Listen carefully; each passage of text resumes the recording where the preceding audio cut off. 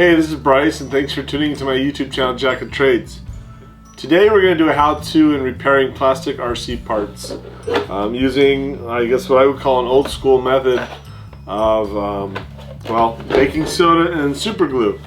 I learned about this technique about 30 years ago, and I haven't seen it mentioned too often. I've seen a couple of YouTube videos pop up, but I thought I'd go ahead and introduce it to my viewers.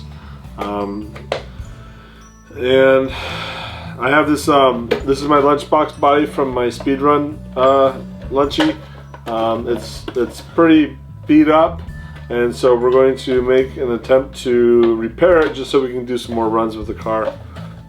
So I'll go ahead and flip the camera around and I will get into the details of the technique of using baking soda and thin CA glue. Thanks for tuning in. Alright, so I think I have what I need to kind of demonstrate this. I've got a busted body, a hard plastic body. I got my little container of baking soda. Make sure you run this by the wife before taking a Tupperware container to the garage for permanent relocation. I also have some screwdrivers to take off the plastic detail bits from the body. Some plastic spatulas for trying to spread out the baking soda, some activator, and then some thin CA glue. That's kind of the key component is the baking soda and thin CA glue, and then some tape just to kind of hold things together as we're gluing it up.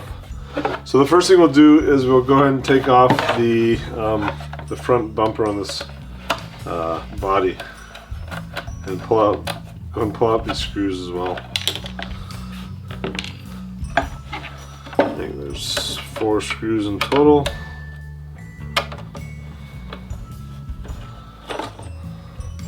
So actually in this case, this piece here is completely busted, so maybe we want to go ahead and leave it on until we get that reinforced with some baking soda. And on this side you can see it's completely torn away. So I might actually, now that I think about it, I might go ahead and use the bumper to kind of hold things in place while I get this initially set up. So I'll go and put that screw back in. I have no illusions of making this body pretty. I just want it to be functional.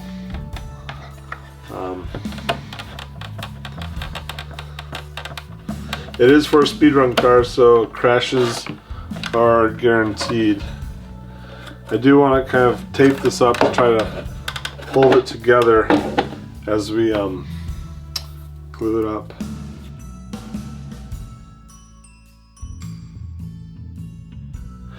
And then I'm missing part of my wheel well here, or fender, I guess, actually.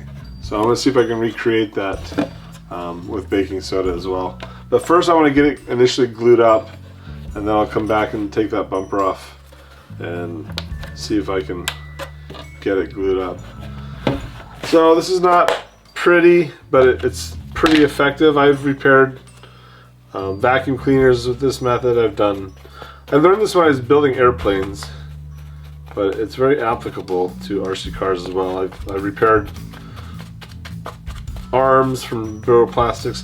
You kind of want it, you know, it's going to work best with plastics where the super glue or the CA glue bonds to it.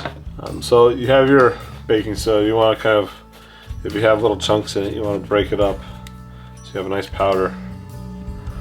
And then you just kind of dump it in there.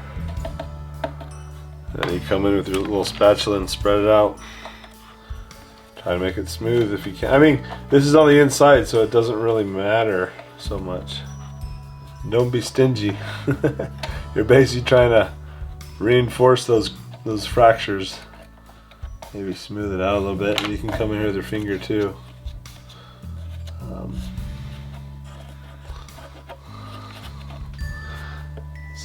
It's gonna be hard to see because the baking soda is white, but so basically just kind of let that drop it and start soaking the area with super glue, and it'll kind of wick its way into the material. And I want to make sure my hand's not down there because I don't want to get super glue all over my hand. Because of the dry nature of the baking soda, I think it causes the CA glue to set up pretty fast. So this is different super glue, or I keep calling it super glue. This is a heavy thin, but it doesn't seem to flow as well as some of the other stuff I've used. This CA glue is weird. It has like a surface tension to it that I'm not used to seeing. It doesn't want to flow very well.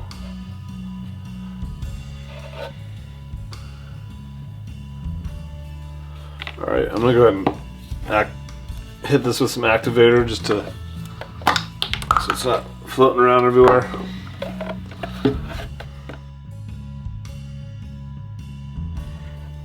Let's go ahead and do this side over here.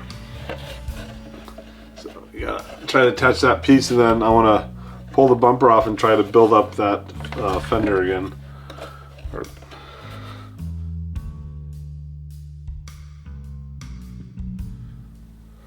Alright, I'm going to try to find some different CA glue. The stuff's not working very well. It's not very runny. Alright, so I have some Zap thin CA as well.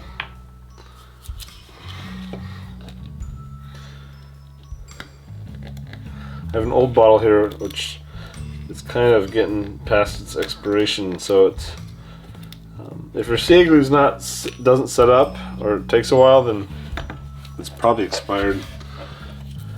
Also, the other thing with CA glue is you want it's a kind of a hygroscopic material in that it absorbs moisture and it tends to set up with moisture.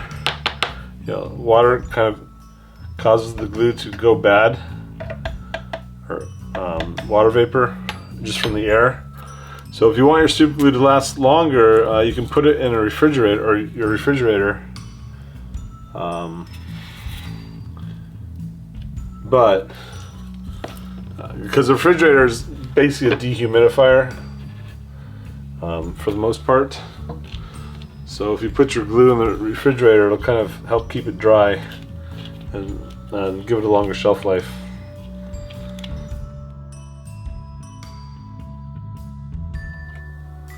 So at this point, we could probably take off the bumper,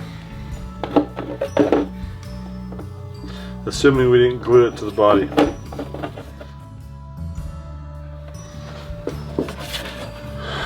So let's see if we can zoom in or focus on that. But there's a little cavity behind here where the super glue didn't get to, so we'll fill that in with baking soda and glue it, and then we want to build up this little arch here. Probably what we'll do is just use some backing tape as a backing, and then we'll kind of build it up with the baking soda, and then we'll come back and grind it away with a Dremel.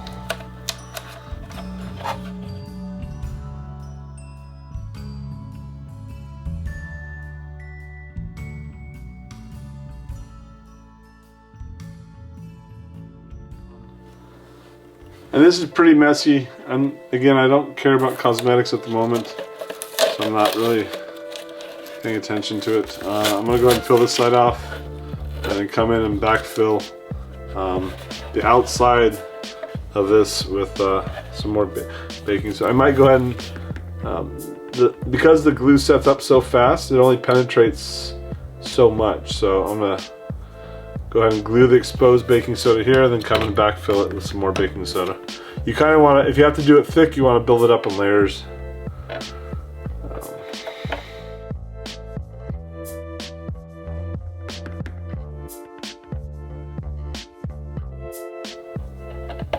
Alright, I think we're good on repairs. Now we just need to kind of clean it up so that we can get our bumper mounted again.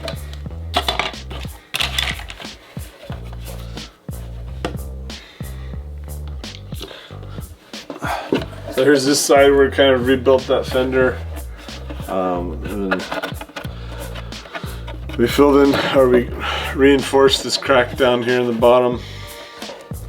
Then here we repaired the whole A-pillar. We had this big tear along the A-pillar, this on the passenger side, the right hand side.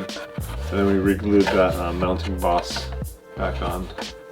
So now we'll go ahead and clean it up with the Dremel and see if things mount up properly.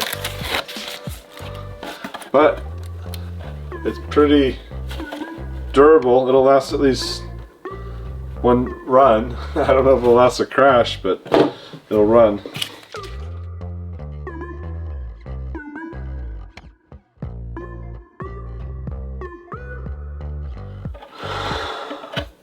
Alright, so we've got that wheel well kind of built up.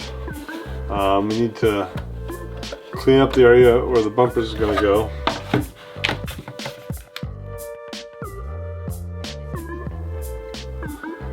So it's not going to win any beauty contests, but I think, yeah, we can run it again.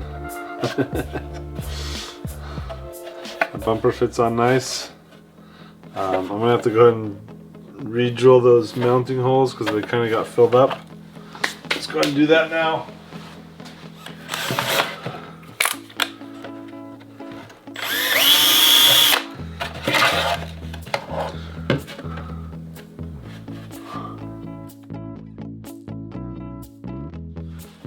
So, there we go.